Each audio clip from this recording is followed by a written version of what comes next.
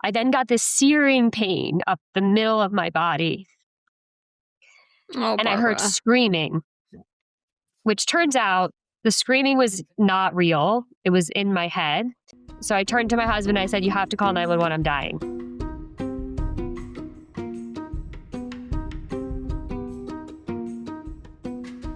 Hi, and welcome to Financials Podcast Future Rich. I'm your host, Barbara Ginty, and I'm also a CFP, which is a certified financial planner. And today is a semi-solo episode with my dear friend and amazing podcast producer, Amy. Hi, Amy. Hi, Barb. It's so good to see you again. It's been, if the listeners don't know this, but it's been quite some time since you've been on the podcast. Yeah, it has been 4 months, I think, since I've been on the podcast. Everyone's like, "I can't believe you're putting a podcast out every week when we were postpartum." And it's like, no, I was not. We pre-recorded. You planned. Yeah, I planned. As we know, I'm a planner. So I planned and we recorded 4 months of episodes all before I had the baby. Yeah, Barbara was recording for you all up until she basically gave birth. So please, everybody, thank Barbara and share the podcast and rate and review us, because the amount of work that she puts into this is insurmountable. I don't know if that's the right word, but it's a lot. It's a lot of work. But it's so nice to see you and give everybody a rundown, what's happened. I will first put a disclaimer. If you don't want to hear about birth trauma, this is not the episode for you. So if you're currently pregnant or wanting to get pregnant, I would say, I don't know if I would listen to this episode because it might be triggering or concerning. And so I don't think you need to listen to it. But I just want to give a little disclaimer. If you're pregnant or looking to be pregnant, you might not want to listen to this episode. It might be a little bit triggering. And I don't know if we're going to go into the whole thing today. We just wanted to jump on and give you a little update. I wanted to show my face again. Not pregnant, but I've actually preferred being pregnant, given what I've gone through. So you might not want to listen. But for anyone else who wants to stick around, I had my baby via a scheduled C-section. And before anyone says, "Why did you have a scheduled C-section?" let me tell you why.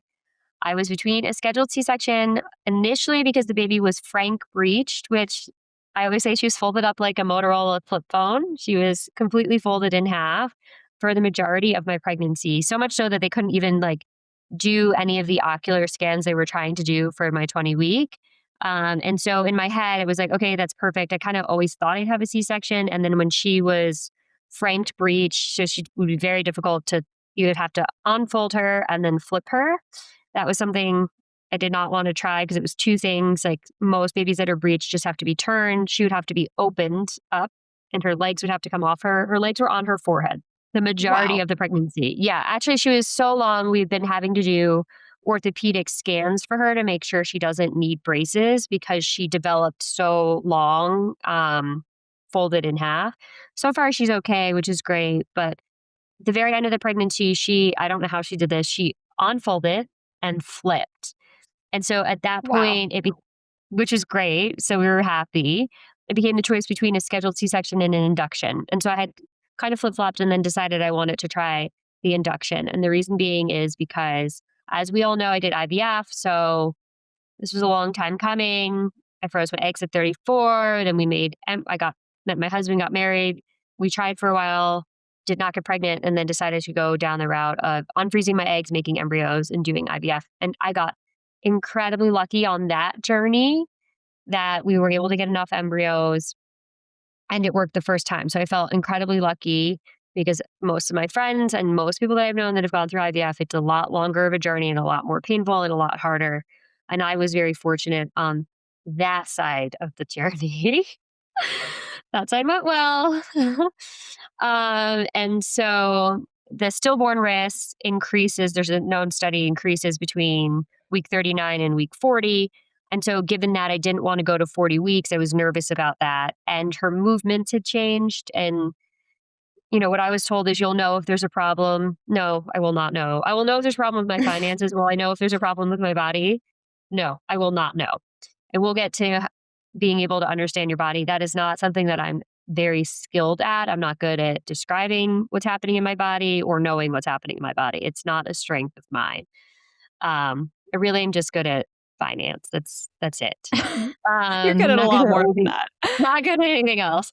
And so I had asked for an induction, and the induction couldn't be done till closer to my actual due date. And I really wanted it to be right when I hit 39 weeks. I wanted the baby out. I didn't want to go any farther. The doctor said it doesn't, it's not like a cliff. You don't fall off it after 39. I felt personally it was a cliff, and I didn't want to be on the cliff. Um, so we opted for a scheduled C-section. I was When was that? what? When I was thought that? that was February 16th, so a while ago. So Valentine's I, baby. went on a deep dive on Reddit and all over about scheduled C-sections, and everyone said they're great and they're not scary and it was wonderful. I'm calling bullshit. I fucking hated it. I cried hysterically before. People were like, the nurses were like, why are you having a C-section? And in my head, I was like, well, because it's the safest option for the baby. Her movements have changed. I don't want to go to 40 weeks. Apparently, you can't just get an induction.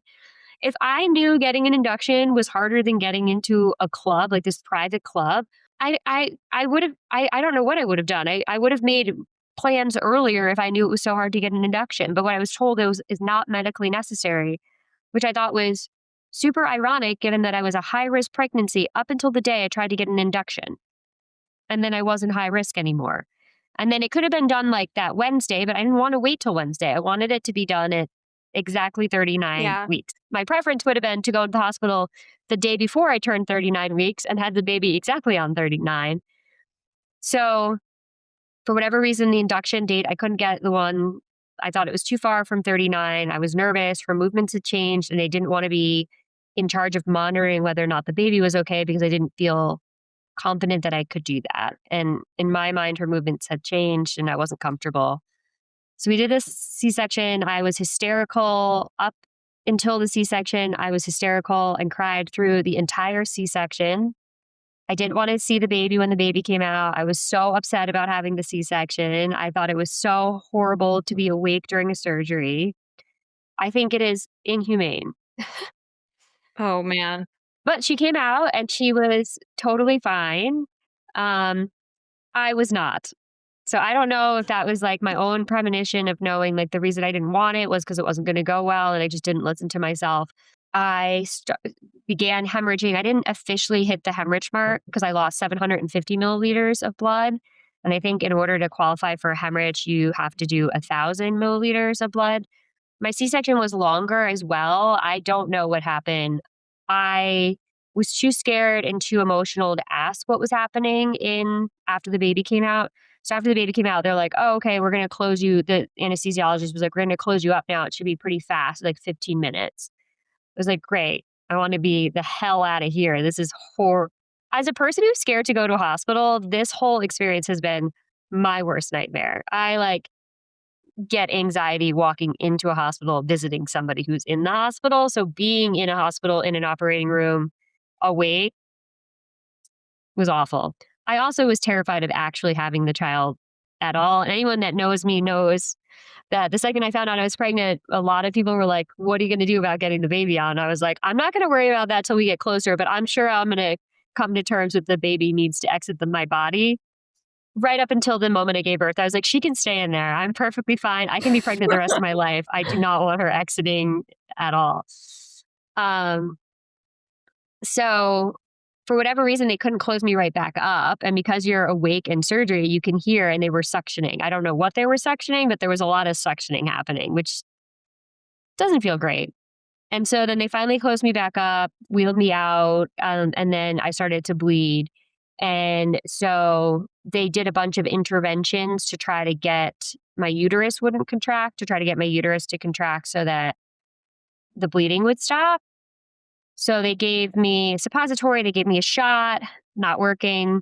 And then I also mentioned during all this, they have this thing called a fundal massage. The only way I can describe it is it's like a CPR compression. So they were doing that basically where I had my C-section, around my C-section wound, which is fresh because I just left surgery. Yeah. And they had to do it every 15 minutes. And I think they did it for 4 or 5 hours. And it was Oh my gosh. excruciating. And everybody said, like, how did you feel it if you had pain medicine? I have no idea. I was not coherent enough. I cried through every one of them. I bit my hand to try to get another type of pain because it was so painful. I would bite myself like this and cry. And I'd also ask if they could not do it, but I was bleeding and they had to get the bleeding stopped. They also gave me 2 bags of Pitocin, which was ironic because somebody was like, well, at least if you don't, the induction, you have to get a ton of Pitocin. I got a ton of Pitocin. I didn't even have an induction. And that eventually all worked. I remembered some stuff after. You don't totally remember everything, but I said to my husband the one day, I was like, I had this dream. We're in the hospital, and for some reason I was alone with the baby, and the cleaning lady came in to change the trash, and I told her I was passing out, and I was afraid because I couldn't get up. I was afraid I was going to drop the baby. And he was like, oh, yeah, that wasn't a dream. I was like, oh, it wasn't? He was like, no, I went to get dinner, and I left you in the room. And then someone came in, not a nurse or a doctor, and you said you were passing out. And then I came back and there was all these people. So I don't remember the second half with all the people, but it was because I had lost so much blood. I guess I did that twice where I was alone for whatever reason and then told a random person I was passing out. I don't know if I passed out or not. I don't remember.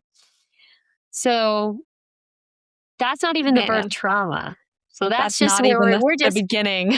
we were just kicking it off. This is the easy peasy part. I would have taken that any day over and over again if that was the end of my story. And it is sadly not the end of my story.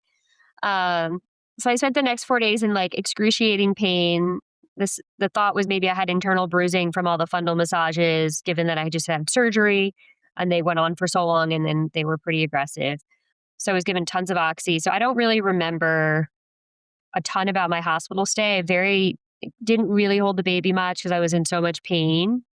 It's 4 days of a lot of pain, a lot of oxy. Also, I think that's the worst drug ever. Like, people Yeah. get addicted to it. It didn't touch my pain. Like, it didn't touch it. Like, I was in so much pain and I was on so much oxy, and all I kept thinking is like, this has got to be the worst pain medicine I've ever been on. And I was also on the max dose of Tylenol and ibuprofen, which is standard for post C-section. So then I was just told it's from the C-section. Some people handle things differently. And I thought, oh my God, I am awful at handling this. And I will never do this again because this is the most pain I've ever been in. Like, I'm in so much pain. And I know so many people who have C-sections. And I don't remember anybody telling me how horrific it was. And for everyone listening, I thought that like I was gonna like not be pregnant and be really excited. I brought myself a bottle of Vou champagne, rosé. I bought myself nice toiletries to use in the hospital shower. That's a joke. I couldn't move. I was in so much pain. And I also, because of all the fluids and all the problems, I swelled up like a hot air balloon. I was huge. I thought I was going to take 2 nurses to get the compression stockings on my legs because I didn't have knees or ankles. I had tree trunks. I looked at my legs the one day and it was like, where did they go? My husband said, where did your knees go? I was like, I don't know. They're missing. I have no idea where they went. I was huge. I was so big post C-section, way bigger than I went in. I had to cut my maternity, 9-month, 10-month maternity pajamas. I had to cut them with a scissor because they wouldn't fit. It was massive. And then, meanwhile, all these people on TikTok are like doing these pretty videos with their baby having a coffee the next morning. I was the size of a hot air balloon. I was larger than I had ever been during my pregnancy. I was in excruciating pain. And I couldn't even imagine not only having a glass of I thought I'd have a glass of champagne. I thought we could celebrate, Yeah. I couldn't even shower. I couldn't even. And you're like in and out of consciousness, right? Because of the oxy, like you like can't remember as much. Like it's kind of a anything. daze. Yeah, I was like, I guess you would come into my room and I would talk to you and I would send text messages. The best thing is, because I wasn't really, I had out of office, but I was doing a construction project on the office and, we have the podcast. So I was planning on like, doing light work, like an hour or two, not client facing. I didn't want to be client facing. I wanted to be able to wear my pajamas, enjoy the baby. I was expecting to be in communication with the office and sign documents. And I have done that this entire time. But the week I was on Oxy, I said to the plumber who was doing the contracting and plumbing for the office, he asked me to order tile. And he's like, oh, do you have the tile? I was like, oh, I've been waiting for it to go on sale because she was born on a holiday. and I'm going to order it now. It's 20% off. It'll be there next week. I don't remember that conversation. They called me the next week and they were like, still in the hospital. And they were like, where's the tile? I was like, tile? What are you talking about? I didn't talk about tile. I don't have any tile. They're like, yeah, you said the tile was ordered. It was 20% off. I was like, no, I didn't. Meanwhile, I go through my text messages. I sent everyone text messages. I had no idea she went to the NICU. I have no idea. So I just have text messages. Someone texted me, was like, oh, is the baby out of the NICU? And I was like, NICU? So to my husband, I was like, was she in the NICU? And he was like, yeah, overnight. And I was like, why? I have no idea. So out of it. So if you talk to me, I would talk to you back. And if you were one of my friends, you 100% got text messages while I was on Oxy. I don't remember sending any of the text messages. And I corresponded with people. No one warns you about this. Yeah, I had no idea. No one warned you. I had no idea I wasn't coherent. I wasn't coherent. I thought I was, but I was not. So anyway, the hospital stay was a whirlwind that I don't particularly remember, I think because of the Oxy. And so then I was discharged, still in a lot of pain. So much pain, I will tell you, is I didn't know if I could get into our SUV, which is the car we drove to the hospital with, and the car we had the car seat in. I was so worried about being able to I didn't think I could get into the car. That's how much pain I was in. I didn't think I could actually get from the ground into an SUV. So I had texted a neighbor, a friend of mine, they have a lower car, and had asked if I could use their car, like if they could come get me from the hospital. And my husband was like, it's fine, I'm going to lift you. And I was like, I didn't think I could do it. But I managed to get in the car. It was incredibly painful. I was like, I'm never getting in the car again. And the ride home was incredibly painful. So I got home and I realized now that I'm out of the hospital, I'm in this much pain, nothing is comfortable. I can't sit in a chair, too uncomfortable. I can't sit on the couch. It's too low, my couch. I can't sit in my bed. It's lower than the couch. I cannot get myself down.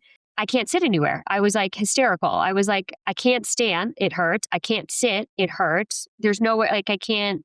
The hospital bed was at least incredibly uncomfortable, but at least you could move it. And so I could raise it and lower it and like try to find a position. But then you're at home and the bed had handles. So I could use handles to get myself in and out of the bed. And I didn't have any handles to like lower myself on the couch. And my couch doesn't have armrest on it, like only on one side. So anyway, I was a bit of a mess. And I remember being like, this is not what it's like on TikTok at all.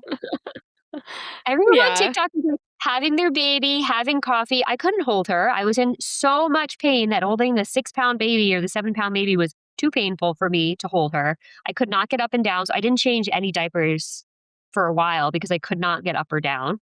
Also, I don't remember them showing us how to bathe her or how to do a diaper. I don't remember anything of the stay, the 4 days. So anyway, I was like, oh, You're fighting for your life.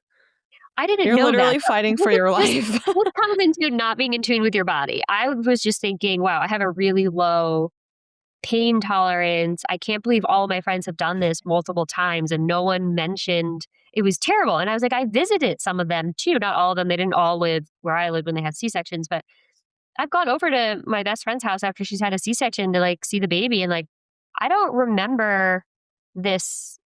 Like I couldn't have anyone over. I just cried the whole time. I basically just cried. So I bought this really expensive recliner, which I immediately regretted when they delivered it. Cause I was like, oh, I don't like it. And I couldn't return it because I missed that memo. So, but that thing was electric. So I could raise it up and move it. And so I was able to get in that. And I was like, well, I guess I live here now, which funny, I did end up sleeping there for 10 weeks. I slept in a chair. And so I was able to get in there and I laid down. And now if you really don't want to hear birth trauma, now you really want to turn the podcast off. Everyone, please listen to Barbara. If you're not, if you're squeamish, don't listen to the rest of this, please. Yeah, you don't want to listen to the rest of this. So I was able to recline the thing with the buttons. And I somehow fell asleep, which felt like a miracle because I obviously wasn't sleeping well being in that much pain.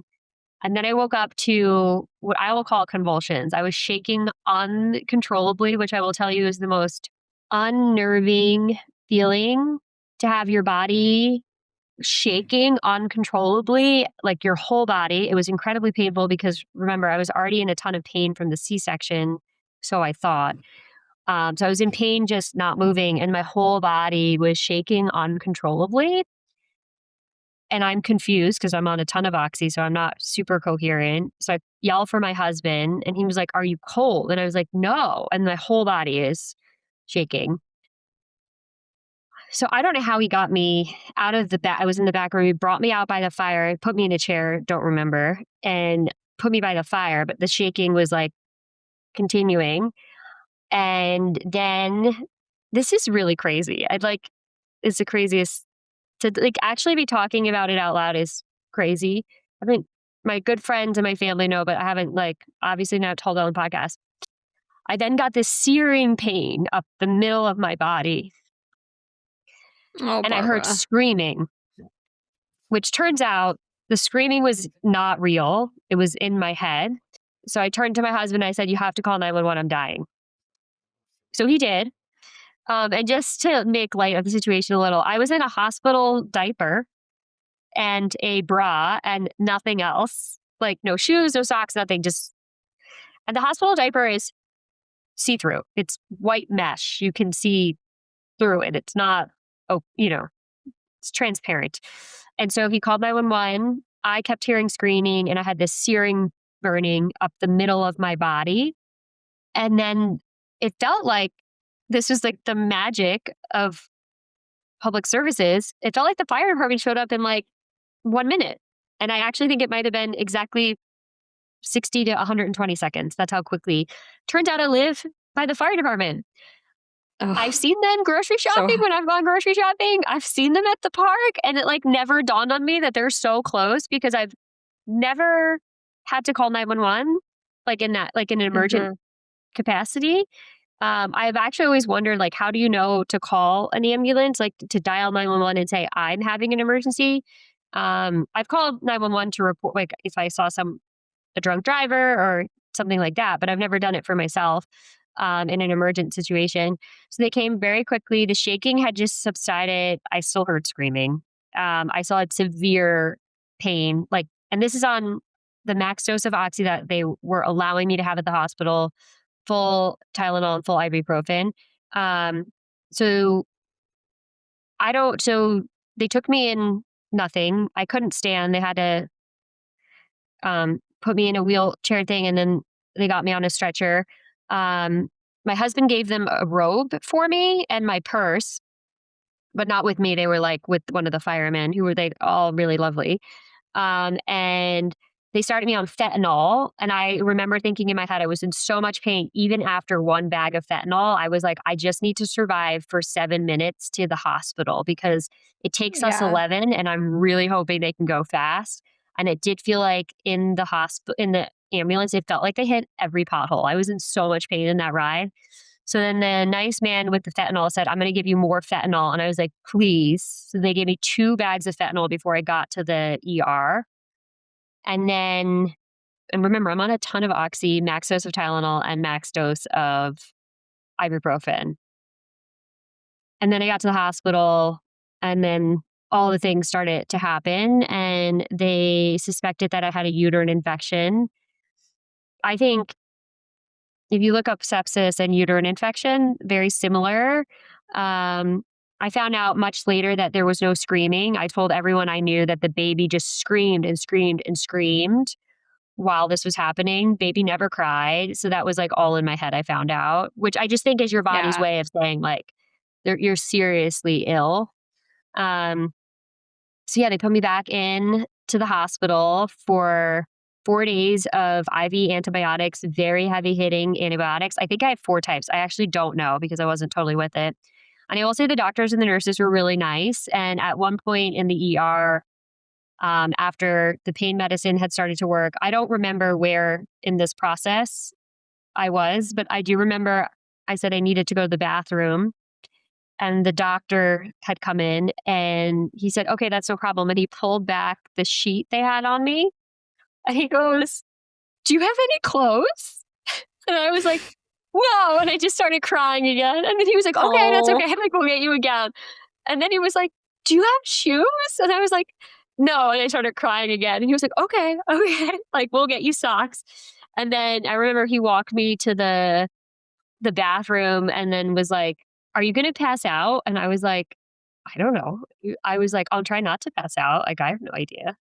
So they were very nice in the ER. They ran tons of tests, and then you do feel immediately better when they start you on antibiotics when you have a raging infection, which I've never had one that severe. So then I was back in the Yeah. hospital without the baby because you're readmitted and the baby is not readmitted. So that's like a whole nother thing. It's very hard to go back to the hospital and be very, very sick and then like not have the baby. And then Mike was at home with the baby. So that was not ideal. Thankfully, my sister in law flew in to help my husband. And we won't talk about the rest of the birth trauma. We'll just leave it today for the first half of the birth trauma. But what I will say is, I was able to hire night nurses, and that was a saving grace because it made me feel better knowing that, well, also that my sister in law was going to fly in because we don't have any family in town. And so we hired a company here in Salt Lake City that's amazing for the first 2 weeks. And then I had found some freelance night doulas as well. And having the money to be able to do that was a privilege. And then when I got so sick was also a privilege, but I would say it allowed me to recover, although I'm still recovering. So I can't even imagine if I didn't have the night nurses, what my situation would be at this point. But having that extra money to be able to do that and having planned to do that was such a game changer and like really such a relief. And it is definitely a privilege to be able to do it. But I've made a lot of sacrifices over the years to put myself in a good financial position. And Amy, as you know, I don't really spend my money very frivolously at all. I practice Yeah. exactly what I preach here on the podcast. And so I have more of an emergency fund than I've ever recommended to anybody as a client or to anybody as a guest because I've seen things go awry for a lot of people in this business meeting with clients and with the podcast. And I've always wanted to have cash on hand because it always helps with an emergency. And it really helped having the night nurses lined up and then having the ability to extend it. Like we weren't planning on using night doulas this entire time, but it has truly been a godsend to give me the ability to sleep at night, even though I slept in a chair because I was still in so much pain. How is your pain now? Like, how are you? Do you feel like I know that there's a whole other side of this, and maybe we'll get into it in another episode, but like, do you feel like the pain that you were feeling then, like, how long did it take for you to kind of heal through that? Yeah, it's hard to say. Yeah, it wasn't ideal. I think that I think that the bleeding after the C-section and all the compressions was not ideal. I think I had that infection a lot sooner than was caught. Like I think I probably had it Tuesday or Wednesday. I had my C-section on Mhm. Monday. So I think I probably had that infection Tuesday, Wednesday, at least Wednesday, Thursday, for sure Friday. Because Friday I left so I was discharged and then I returned to the hospital in basically naked. About it was I think around 10 o'clock at night we called the ambulance at 9 something, and I was back in the ER at 10, and I think I was discharged at 4 that afternoon or 2 that Mhm. afternoon. So I still had my wristband on from my first hospital stay when they brought me in. So I think if that had been caught earlier, I think my body would have been in better shape, you know?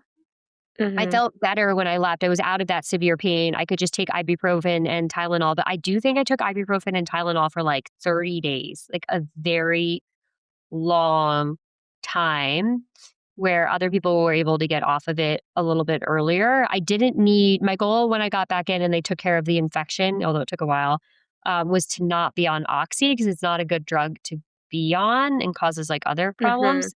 So my pain went away. Do I feel recovered yet? No, no. Yeah. Sadly, no. I hope one day to feel better. I'm not in pain. So, like, what I will say, your threshold for your standard of living changes, I think. And so, I really wanted to be able to sit on the couch comfortably. I can now sit comfortably on the couch. I can move more comfortably. I can move around, but I would say I was still pretty in rough shape after the C section and the complications. I didn't really track Yeah. it, but I would say probably a month. Wow. The human body is so strong. I know. When I went in for my 6-week appointment, I complained of still not feeling right. I said, I guess my description, which I don't know if this ever happened to anybody else. What at my 6-week follow-up, I said that I felt like I had a kettlebell in my stomach, that I felt more comfortable being pregnant than I did post-pregnancy, and that I still just had so much discomfort in my abdomen area, and that was frustrating. Like, I could sit on the couch, but, like, standing up, I felt like this weight. Like, I felt like I had a baby in my stomach even though I didn't. So we'll Wow. we'll leave it for part Well, 2. did you want to go through like any bill type stuff? Yeah. So the crazy thing is all of this first round was like tens of thousands of dollars. So my first hospital bill or my first ambulance bill, because there's a part two, unfortunately. I met two fire departments. My first fire department, 5 stars. Amazing. That fentanyl, like I got 2 bags of that fentanyl. They were there in like 120 seconds. They definitely saved my life. I definitely felt like I was 100% dying. So that bill was around $2,500 for the ambulance. Now the fentanyl was dirt cheap, worth every penny. Literally, it was worth penny. It was like less than $1 per bag of fentanyl. I got two, so it was like $1.60. The rest of the fire department bill was very expensive. So my hospital bill was predominantly fully covered, and maybe on the next one I'll list it out. I think it was like $60,000 or something around there. So it was like very expensive, but I haven't had to pay anything from the hospital, which has been great. That's been fully covered. The ambulance is where it gets a little dicey. So it was around $2,500. Fentanyl was very cheap. My insurance, I have insurance and I have ambulance coverage. I've already met my max out of pocket because I had a massive surgery and complications, and I was in the hospital total time for the original C-section because I extended the stay because I was in so much pain. I could have left on day 3, and I was like, I can't leave on day 3. I can't move. So we were there 4 days. I returned the same day and stayed another 4 days with an ambulance ride for the transport. So hit all my deductibles, max out of pocket, but the insurance company is not paying the full ambulance bill. They paid half of it, more or less. They paid like $1,400. So there's still a balance on this trip of $1,178.12. But technically, there is a consumer protection law prohibits an ambulance provider from billing patients for anything over their copay and or deductible amount for covered emergency transports. So this is something that I need to look into. I'm not familiar with this. I'm not a health insurance or state law expert by any means here. And so I need to look into this. But as far as I know, if I have coverage under my health insurance and they paid the ambulance company, obviously they don't like to pay what they're billed. They like to have a negotiated rate. And there's no contract set between my insurance company and this ambulance provider. There's still going to be a balance. Apparently, I'm not liable for it. So I keep getting bills for it. So this is something I've tabled. I've called the insurance company, filed an appeal. I've called the ambulance company and notified them that I have an insurance company and that I filed an appeal. Now, the interesting thing is obviously they won't speak to each other. That seems like how we could resolve it. They pay, they have the bill. We could just talk to each other. So Yeah. that remains to be seen on what happens with the ambulance bill number 1. But the hospital bills are atrocious, but they're fully covered because we've met our deductible and are out of pocket. So we haven't had any issues. One of the really expensive pieces of the hospital stay is the pediatrician visits. So they come to visit the Wow. baby.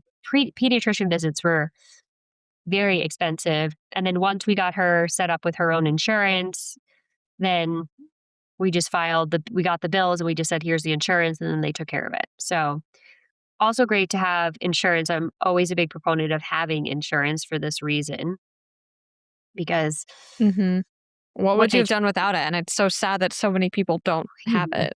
No, I think if we didn't have it, we would have needed at this stage, we would need like $150,000 or something to cover everything.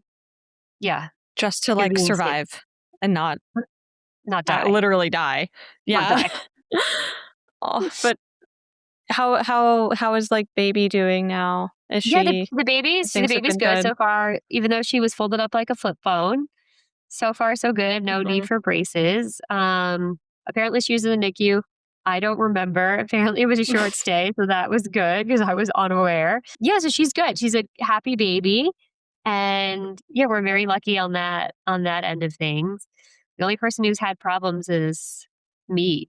So we could do a part 2. There's more to the story. I didn't want to overwhelm anybody with birth trauma, but I will say that I have often thought I'm so happy the way I've handled my own finances that I've had the wherewithal to hire help, because that's exactly what I did, to make it easier on myself to recover and to have the money to pay for drugs that I need that might not be covered by insurance.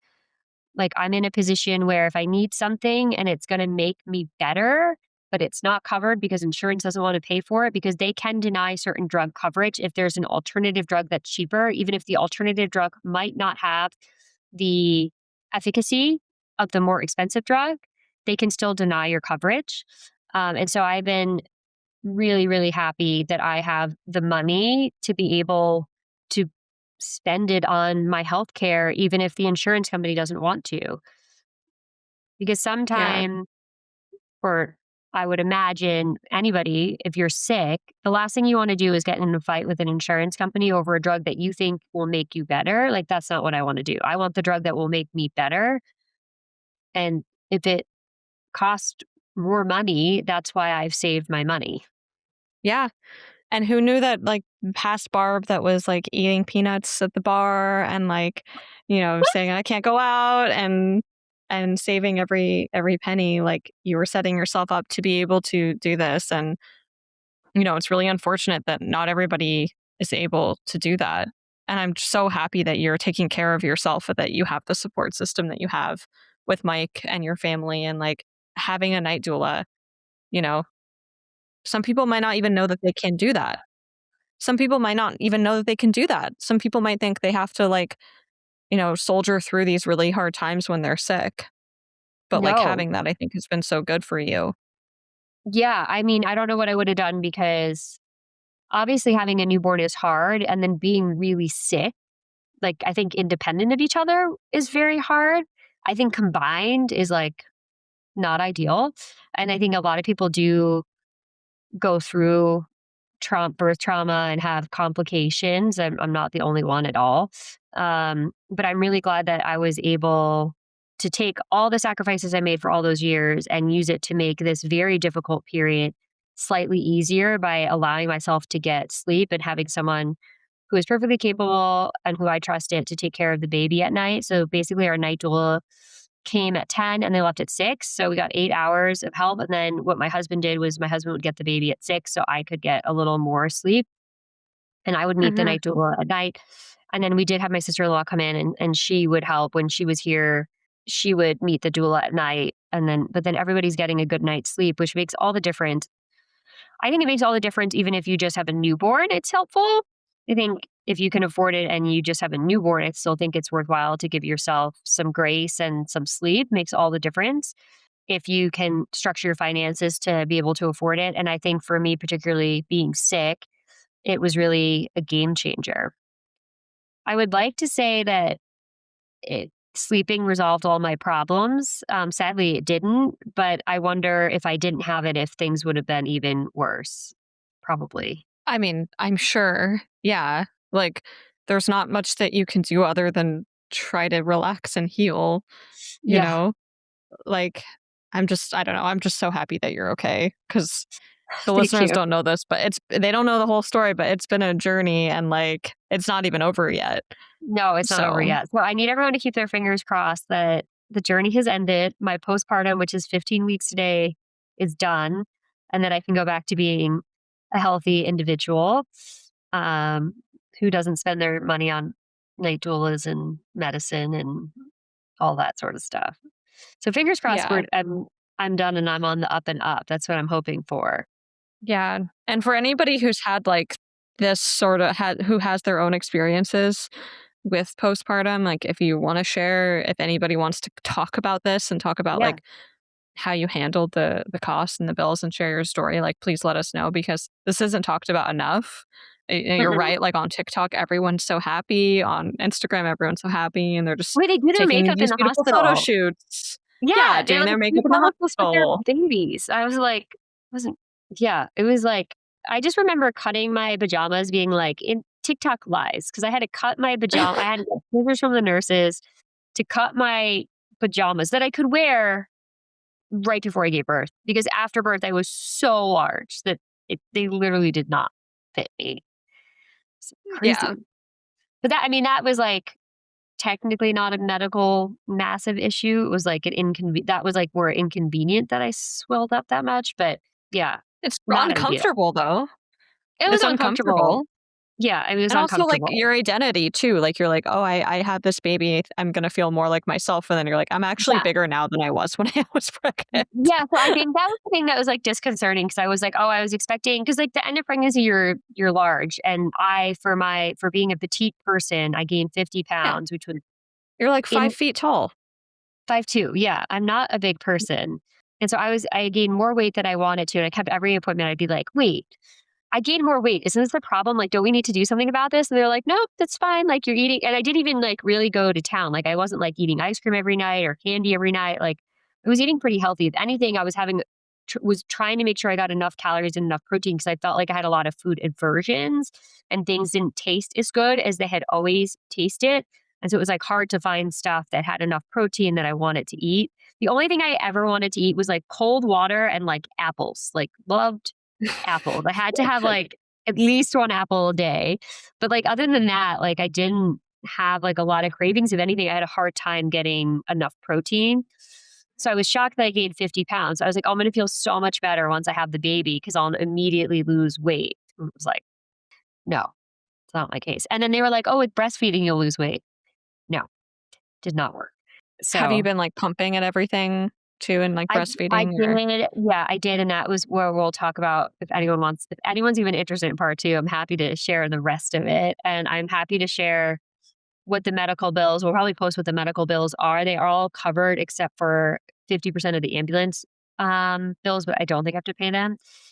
But yeah, the pumping ended with one of the other complications that killed it. we'll leave it So, at that with you we'll leave it at guys. that. Yeah, Sorry, this is like the we'll most leave on a depressing cliffhanger. episode we've ever done. I think the moral of the story is money can fix some problems. It can absolutely not buy you your health, as I found out. But what it can do is give you the luxury of paying for a drug that an insurance company may or may not deny and allowing you to travel to a top doctor if that's what you need to do, because that might be something I might be flying for a doctor's appointment. And so to have the money to be able to say, this is the care I need, and this is like the person who's known for this, if I have to fly there, I can afford to fly there and I can afford, if it's going to be denied by insurance, I can afford to do it on my own. Has really been very helpful mentally to know that no matter what I need, I can provide it for myself financially. Now, can it buy me my health? No, it can't. So, obviously the most important thing in your life is your health. Money would be probably a close second because if your health is really bad, which mine has been pretty freaking miserable, at least having money allows you to be able to afford treatments and drugs that your insurance company might deny because they're cheap. Yeah. So that's at least been a saving grace is like my overstocked emergency fund has been able to at least take the financial stress of this situation of having a newborn and being so sick out of the picture. So Yeah. get that emergency fund, ladies. You want one. Yeah, it's not we're not just saying it to make your lives harder. It truly will help you when you least expect it because I'm sure you weren't expecting things to be this way No, no. I feel like because you were everybody so who healthy. yeah. I was doing, like, Pilates. I had, like, a private Pilates instructor, a private personal trainer, also luxuries that I paid for during my pregnancy because I really, really value my health and I want it to be really healthy. And so while I was pregnant, I wanted to make sure I was doing everything properly and wasn't gonna injure myself for the baby, so I paid for private Pilates and private strength training, and I was walking like 20 miles a week and working, and they felt great. And this has been completely shocking to me. So I guess you just never know. Yeah. And I mean, you say it's depressing, but I honestly think it's inspiring that you've Oh, gone through all of this and that you're willing to share it too. Like it's just, I think it's going to help a lot of people. So I thank you for sharing. hopefully. And I'm Yeah, sorry of that you're course. feeling that you're still going through the battle. Battle's not Just over keep your yet. fingers crossed. Maybe it's done. Like Yeah. maybe, as I don't know if all of you know this, but I'm super into horoscopes, which is like totally not on brand for being a very pragmatic financial person. And so Amy always laughs because I'm always so into my horoscope, which is just not normally what you would expect. I've had such a good horoscope. I keep being like, why is it so wrong? I needed to turn a corner here. So hopefully I'm turning a corner. Hopefully I Yeah. didn't terrify anybody with this story. But I think the moral of the story is I'm so glad that I've always, I practice what I preach. I do not just come on here and tell you to save for a rainy day and save for an emergency and sacrifice. I have done it myself even more than I recommend that other people do it. And I'm so happy that I have because it's really taken the financial stress out of an unusual situation, which would have been financially very stressful. It's taken that financial stress out of the equation for us, which has been just beyond helpful. I can't even put words to how helpful it's been. Yeah. I mean, it would have been a financial disaster for someone who wasn't prepared, like a lifelong disaster. It would have been very expensive. I Yeah. think it would I just think that the experience would have been so much harder if you were financially stressed on top of having health challenges. I think that would have been Yeah. really very, very difficult. So, if anyone wants to hear part 2 or hear the rest of it, I will consider sharing the rest of what has gone awry from that part till today. But we can definitely share some of what the hospital bills are. Maybe we'll make a little video to tag with this podcast about what the hospital bills are, which thankfully all the hospital bills are fully covered. And then TBD on the ambulance bill. I do think that because of the state law here, since I have insurance and have met my deductible and my out of pocket, I do think that the ambulance company needs to try to collect from my insurance company and not for me personally. I don't think I'm personally liable, but that's still TBD. Yeah. If Well, anyone we'll keep knows, you all posted. yeah, And yeah, also, if you have any questions, let us know. And please, everybody, send your good vibes to Barbara. I'm She taking is a all good. Leo, by the way, in case you were Yeah, wondering about her horoscope. Are yeah. you a Leo rising too? I don't. Leo Oh, I sun? don't. That depends on what time you're born. I think, right? Yeah. We need to Yeah, look my into mom this for doesn't you. remember. I don't know how you would not Ugh. remember what time. Birth I will certificate. never Get your birth forget. certificate. No, I'm an '80s baby. It's not on there. It just says the day. I Man, know. that's important information that you're missing for I a horoscope know. person. I know. Well, she's a Leo sun. So if anybody has any insights, please let us know. Yeah, let us know. I hope everyone else is having a great. Where are we? A great Spring. day, spring. Yeah, I was like, what season are we in? Feels like been trapped in a hole. And we are hoping to start recording soon. I know we have a couple of guests currently waiting to record. My hope is that I'm turning a corner and we can start recording. If you are interested in coming on, this is the time to write in because once I'm better, we will record and then we'll probably take a break.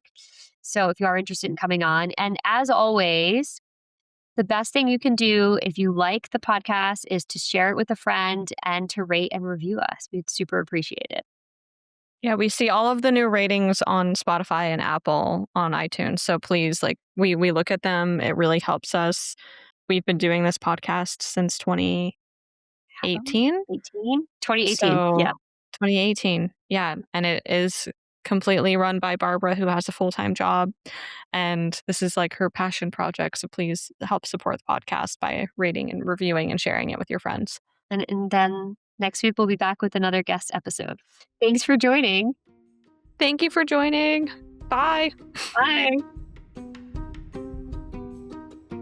Time for our disclaimer. The opinions voiced in this podcast are for general information only and not intended to provide specific advice or recommendations for any individual. All performance references are historical and do not guarantee future results. Make sure that you consult with your own legal, tax, and/or financial advisor before making any decisions.